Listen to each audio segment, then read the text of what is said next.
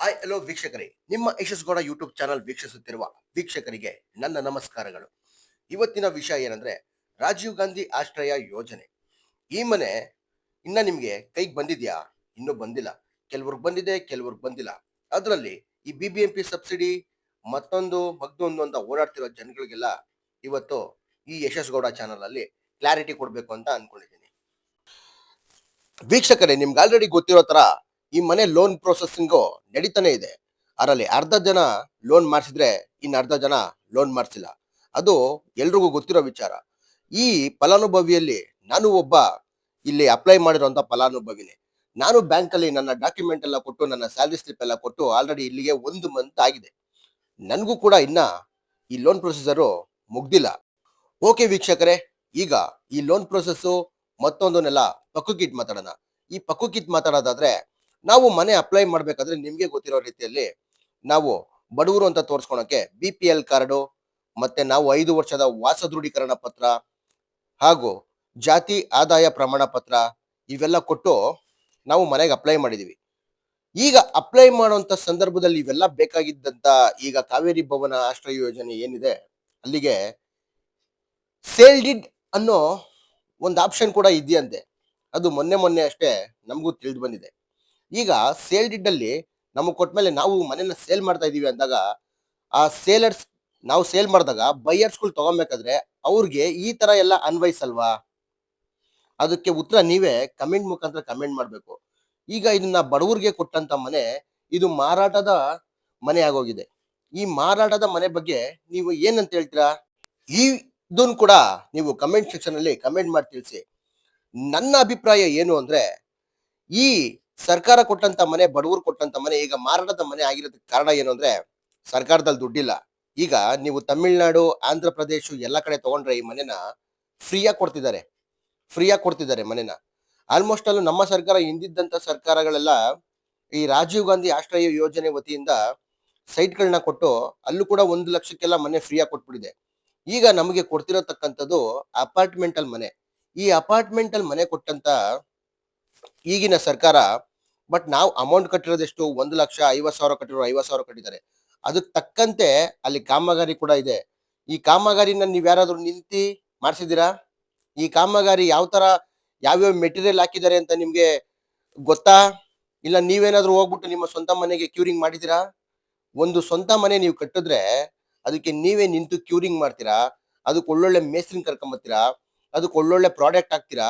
ಈ ತರ ಏನು ನಿಮ್ಗೆ ಗೊತ್ತಿಲ್ದಂಗೆ ಬ್ಲೈಂಡ್ ಆಗಿ ಕಟ್ಟಿರೋ ಒಂದು ಮನೆಗೆ ನೀವು 7 ಲಕ್ಷ ಅಮೌಂಟ್ ಹಾಕ್ತಾ ಇದ್ದೀರಾ ಅಂದ್ರೆ, ನೀವು ರಾಜೀವ್ ಗಾಂಧಿ ಆಶ್ರಯ ಯೋಜನೆ ಮೇಲೆ ಇಟ್ಟಂತ ನಂಬಿಕೆ, ನೀವು ಇಷ್ಟೊಂದು ಅಪಾರ ನಂಬಿಕೆ ರಾಜೀವ್ ಗಾಂಧಿ ಆಶ್ರಯ ಯೋಜನೆ ಮೇಲೆ ಇಟ್ಟಿದ್ದಾಗ ಆ ಯೋಜನೆ ಯಾಕೆ ನಿಮ್ಗೆ ಈ ತರ ಸತಾಯಿಸ್ತಿದೆ? ಬಡವರಿಗೆ ಯಾಕೆ ಈ ತರ ಗೋಳೈಕೊಂತಿದೆ?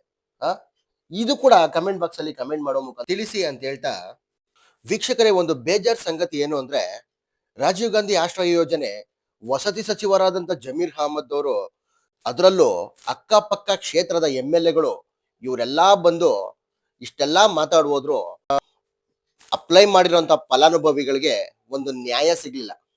ಈಗ ಕೊನೆ ಫೈನಲ್ ಆಗಿ ಏನು ಅಂದ್ರೆ, ಇದು ಸೇಲ್ ಡಿಡ್ ಆಗ್ಬಿಟ್ಟಿದೆ. ಯೋಚನೆ ಮಾಡ್ರಿ, ಅವಾಗಿದ್ದಂತ ಫಲಾನುಭವಿಗಳಿಗೆ ಭಯ ಇಕ್ಸಿ ಲೋನ್ ಪ್ರೊಸೀಜರ್ಗೆ ಕಳ್ಸಿದ್ರು. ಅಲ್ಲಿ ಹೋಗಿ ತಗ್ಲಾಕೊಂಡಂತ ಫಲಾನುಭವಿಗಳು ಈಗ ಕೂಡ ಫೋನ್ ಮಾಡಿ ಹೇಳೋದೇನಂದ್ರೆ, ನನ್ಗಿನ್ನ ಮನೆ ಬಂದಿಲ್ಲ, ಇನ್ನ ಮನೆ ಕ್ಲಿಯರ್ ಆಗಿಲ್ಲ, ನಾವು ಆಲ್ರೆಡಿ ಲೋನ್ ಕಟ್ತಾ ಇದ್ದೀವಿ ಅಂತ ಹೇಳೋರು ಕೆಲವರಾದ್ರೆ, ನನಗೆ ಲೋನ್ ಕೊಡ್ತಾ ಇಲ್ಲ, ನಾನು ಮನೆ ಕೆಲಸ ಮಾಡ್ತಾ ಇದ್ದೀನಿ ಅಂತ ಹೇಳೋರು ಒಂದ್ ಕಡೆ. ಇಷ್ಟೆಲ್ಲಾದ್ರ ಮಧ್ಯೆ ಇವಾಗ ನಿಮಗ್ ಮನೆ ಲೋನ್ ಕಟ್ಟಕ್ಕಾಗಲ್ವಾ? ನಿಮಗ್ ಮನೇಲಿ ಇರಕ್ಕಾಗಲ್ವಾ? ಸೇಲ್ ಮಾಡ್ಬಿಟ್ಟು ಹೋಗ್ರಿ, ಯಾವನ ದುಡ್ಡಿನ ತಗೊಂತಾನೆ ಅಂತ ಇವತ್ತು ರಾಜಾರೋಷವಾಗಿ ಹೇಳೋ ತರ ಇದೆ ಈ ಸರ್ಕಾರ. ಏನಂತೀರಾ ವೀಕ್ಷಕರೇ? ಇದಕ್ಕೆ ಕಮೆಂಟ್ ಬಾಕ್ಸ್ ಅಲ್ಲಿ ಕಮೆಂಟ್ ಮಾಡೋ ಮುಖಾಂತರ ಇದನ್ನು ಕೂಡ ತಿಳಿಸಿ. ಇದು ಆದಷ್ಟು ಈ ವಿಡಿಯೋನ ಶೇರ್ ಮಾಡಿ.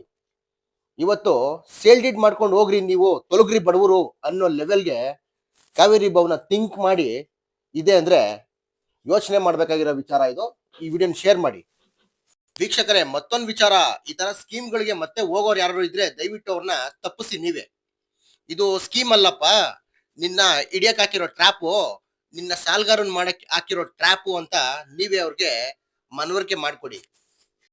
ಬಿಸಿ ತುಪ್ಪನ ಬಾಯಲ್ಲಿ ಹಾಕೊಂಡು ಉಗಿಯಕ್ಕೂ ಆಗ್ದಿರಂಗೆ ನುಂಗಕ್ಕೂ ಆಗ್ದಿರಂಗೆ ಇರೋ ಅಂತ ವಿಚಾರ ಆಗ್ಬಿಟ್ಟಿದೆ ಇದೊಂದು ರಾಜೀವ್ ಗಾಂಧಿ ಆಶ್ರಯ ಯೋಜನೆದು. ದಯವಿಟ್ಟು ಇಡೀ ನಮ್ಮ ಕರ್ನಾಟಕ ಜನರಿಗೆ ಹೇಳ್ತಿರೋ ವಿಚಾರ ಏನು ಅಂದ್ರೆ, ಈ ತರ ಸ್ಕೀಮ್ಗಳಲ್ಲಿ ಹೋಗಿರೋ ಫಲಾನುಭವಿಗಳು ಎಲ್ಲಾ ಬಡವರೇ ಇದ್ದಾರೆ. ಬಡವರಿಗೆ ಯಾರಾದ್ರೂ ದಾನ ಧರ್ಮ ಮಾಡ್ಬೇಕು ಅನ್ಸಿದ್ರೆ ನೀವು ದುಡ್ಡು ಕೊಟ್ಟು ದಾನ ಧರ್ಮ ಮಾಡೋದಲ್ಲ. ಈ ತರ ವಿಚಾರಗಳಿಗೆ ಧ್ವನಿ ಎತ್ತಬೇಕು. ಯಾರಾದ್ರೂ ಬಂದು ಧ್ವನಿ ಎತ್ತಿದ್ರೆ ಅಸಹಾಯಕ ಜನರು ಅದಕ್ಕೋಸ್ಕರ ವೆಯ್ಟ್ ಮಾಡ್ತಿದ್ದಾರೆ. ಅವರು ಕೂಡ ನಿಮ್ ಜೊತೆ ನಿಲ್ತಾರೆ. ನೀವು ಒಬ್ರು ಲೀಡರ್ ಆಗ್ಬೋದು ಅಂತ ಹೇಳ್ತಾ ಈ ವಿಡಿಯೋನ ಇಲ್ಲಿಗೆ ಮುಗಿಸ್ತಾ ಇದ್ದೀನಿ. ನನ್ನ ವಿಡಿಯೋನ ಸಬ್ಸ್ಕ್ರೈಬ್ ಮಾಡೋದು ಮರಿಬೇಡಿ. ಸಬ್ಸ್ಕ್ರೈಬ್ ಮಾಡದೇ ಹೋದ್ರೂ ಪರವಾಗಿಲ್ಲ, ಈ ವಿಡಿಯೋನ ಆದಷ್ಟು ಹೆಚ್ಚು ಜನಗಳಿಗೆ ಶೇರ್ ಮಾಡಿ ಅಂತ ಹೇಳ್ತಾ ಈ ವಿಡಿಯೋನ ಇಲ್ಲಿಗೆ ಮುಗಿಸ್ತಾ ಇದ್ದೀನಿ. ಈ ಕೊನೆದಾಗಿ ಇನ್ನೊಂದು ವಿಚಾರ ಹೇಳ್ಬಿಡ್ತೀನಿ. ನೀವೆಲ್ಲೋ ಮೈಕ್ ಎತ್ಕೊಂಡು ಭಾಷಣ ಮಾಡಿ ದೊಡ್ಡ ದೊಡ್ಡ ಅಧ್ಯಕ್ಷರ ಅನ್ಸ್ಕೊಬೇಕಾಗಿಲ್ಲ. ಇಂಥ ಸ್ಕೀಮ್ಗಳಲ್ಲಿ ವಿರೋಧ ಪಕ್ಷದ ನಾಯಕರು ದಯವಿಟ್ಟು ಬಂದು ಈ ಬಡವರ ಹತ್ರ ಕೈ ಜೋಡಿಸಿ ಇಲ್ಲಿ ಮೋಸ ಹೋಗ್ತಿರೋಂಥ ಜನಗಳನ್ನ ಮನವರಿಕೆ ಮಾಡ್ಕೊಡಿ. ನಾವು ಯೂಟ್ಯೂಬರ್ಸ್ ಮಾತ್ರ ಈ ಕೆಲಸ ಮಾಡ್ಬೇಕಾಗಿಲ್ಲ. ನೀವು ವಿರೋಧ ಪಕ್ಷದ ನಾಯಕರು ಸರ್ಕಾರದ ಒಳಿತಿಗಾಗಿ ದುಡಿಮೆ ಮಾಡಿರೋಂತ ಈ ನಾಯಕರುಗಳು ಈಗ ಬನ್ನಿ, ಈಗ ಹೋರಾಟಕ್ಕೆ ಇಳಿರಿ. ಇಲ್ಲಿರೋಂಥವ್ರು ಕೂಲಿ ಕಾರ್ಮಿಕರು ಕಣ್ರಿ. ಅವ್ರಿಗೆ ಸಂಬಳ 10,000 15,000 ಸಾವಿರ ಅಷ್ಟೇ ಕಣ್ರಿ. 10,000 15,000 ಲೋನ್ ಕಟ್ಟಿದ್ರೆ ಅವ್ರ ಜೀವನ ಹೆಂಗ್ರಿ? ಇದ್ರ ಬಗ್ಗೆ ದಯವಿಟ್ಟು ನೀವು ಧ್ವನಿ ಎತ್ರಿ. ಇದ್ರ ಬಗ್ಗೆ ಹೋರಾಟಕ್ಕೆ ನಾವು ಕೂಡ ನಿಲ್ತೀವಿ ಅಂತ ಹೇಳ್ತಾ ಈ ವಿಡಿಯೋನ ಇಲ್ಲಿಗೆ ಮುಗಿಸ್ತಾ ಇದ್ದೀನಿ. ಬೇಜಾರಲ್ಲಿ ಮುಗಿಸ್ತಾ ಇದ್ದೀನಿ ವಿಡಿಯೋನ. ನಿಮ್ಮನ್ನು ನಮ್ ತರ ಶ್ರೀಮಂತರಾಗಿ ಮಾಡ್ತೀವಿ ಅಂತ ಆಸೆ ಹುಟ್ಟಿಸಿ ಇವ್ರುಗಳು ಶ್ರೀಮಂತರಾಗ್ತಾರ ಹೊರತು ನಿಮ್ಮನ್ನ ಶ್ರೀಮಂತರ ಮಾಡಿದಾರ ಮಾಡಿ ನಾನು ಈ ತರ ಮಾತಾಡ್ತಿದ್ರೆ ಇವ್ರುಗಳು ನನ್ನ ಬಿಡಲ್ಲ. ನಾನು ಮಾತಾಡೋ ಯಾವ ವಿಷಯಗಳು ನಿಮ್ಗೆ ಯಾರಿಗೂ ಅರ್ಥ ಆಗಲ್ಲ. ಅಕಸ್ಮಾತ್ ಯಾರಿಗಾರ ಅರ್ಥ ಆದ್ರೂ ಅವನು ಪಕ್ಕದವ್ನು ಹೇಳಲ್ಲ. ಯಾಕಂದ್ರೆ ಅವನು ಇವನ್ ಕಂಡ್ರಾಗಲ್ಲ, ಇವನಿಗೆ ಅವನ್ ಕಂಡ್ರಾಗಲ್ಲ. ನಿಮ್ಗಳಿಗೆ ಯಾರು ಕಂಡ್ರೆ ಯಾರಿಗೂ ಆಗಲ್ಲ. ಒಟ್ಟಿನಲ್ಲಿ ಯಾರು ಉದ್ಧಾರ ಆಗಲ್ಲ. I am sorry to say this. Thank you friends. Bye.